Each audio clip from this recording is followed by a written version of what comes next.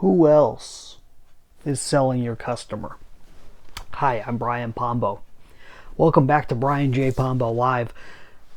This is an interesting question because there's so much that leads up to getting somebody in your world, to having a chance to touch them via advertising or marketing, being able to just get that initial connection, and then beyond that, having the ability to bring them in as a customer, as a client, as a patient, as a whatever, whatever you're trying to do. If you're looking to bring in new customers, then you got to know the entire thought process that goes into them becoming a customer. And one of the biggest pieces is for them to wrap their mind around what you're offering. How simple is it for them to understand? Where do they have to go from the absolute dumbest you can be about the subject that you're trying to get them to learn more about? I don't care if you're selling dog food or whatever. How ignorant do they have to be? And you take them from that spot all the way to where they need to be in order to purchase, and all the things that they need to know throughout that process. And you got to think, who is helping you in that process? Are there other people? Are there other brands? Are there other influencers out there that just them educating the public helps them to get closer to purchasing from you? You got to consider this, because there's a whole lot of helpers out there that you're not paying, that your current customers might be able to tell you, I saw you months ago, but it's because I heard the dog whisperer say this about having this in dog food that I realized I needed to purchase from you. Something to that extent. There are influencers out there, online, offline, everywhere. There are people somewhere, there are companies somewhere that are promoting an idea that could lead a person, and it may be of course it's accidental in most cases, but they might be promoting an idea that is encouraging people to lead. They're leading them to you. In some cases, they may be trying to encourage the opposite, but because they do such a bad job at it, they're pushing customers your way. You've got to know who these people are. And you got to start encouraging people to listen to them, or to pay attention to them, or to watch them, or to notice them, to notice what they're saying, to notice what... There might be an influencer or a person promoting another product or another service out there that's the complete opposite of you. Focus on them. Show them. Put them out there. Say, hey, if you're for that, you're not my customer.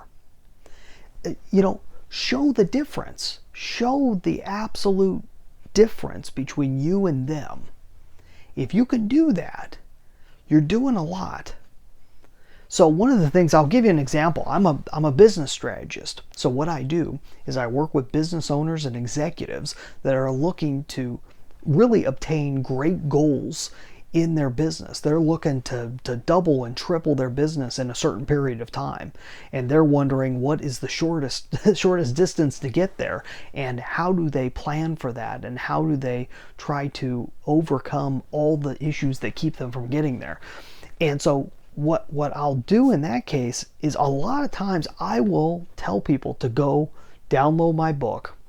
If I've already talked to the person and they seem like a good fit, I will send them a book. I will overnight a book to them, a physical book, if they tell me they'll read it, and have them go through that. See, that's my own ability to try and get people on the same page of where I am. In a lot of cases, if you watch us on a daily basis, you'll see I'm recommending book after movie after TV show. Constantly I'm recommending other sources. Are any of those sources saying anything that is discouraging to me? No, they aren't. They're all encouraging. All of those ideas are encouraging customers, prospective customers, to get closer and closer and closer to becoming a customer of mine.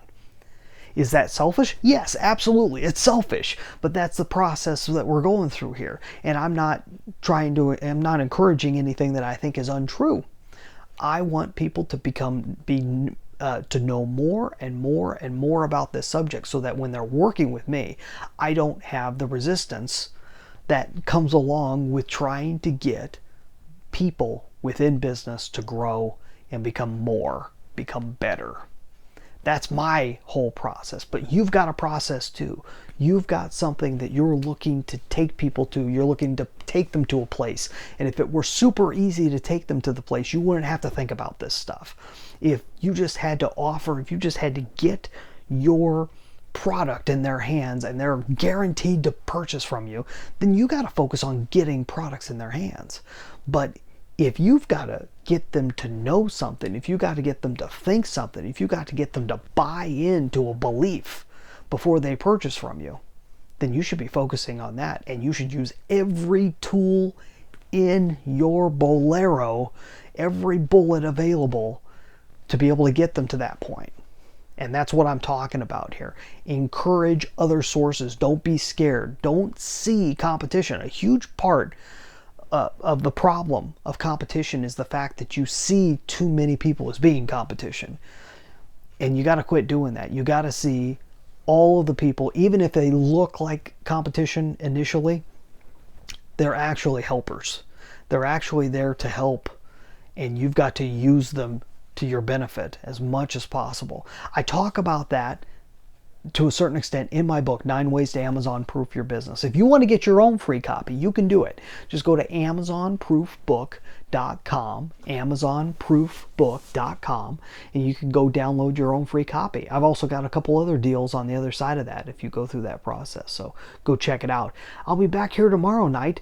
It's all about being relationship reliant, which is one of the third pillars. It's one of the 3 pillars at brianjpombo.com. If you want to learn what the other 2 pillars are, stay tuned or go check out our older videos at brianjpombo.com. We finally got the entire archive back up at brianjpombo.com. It was falling behind because of a nasty, vicious attack last year on the website. Hey, these are the things that happen when you've got online business.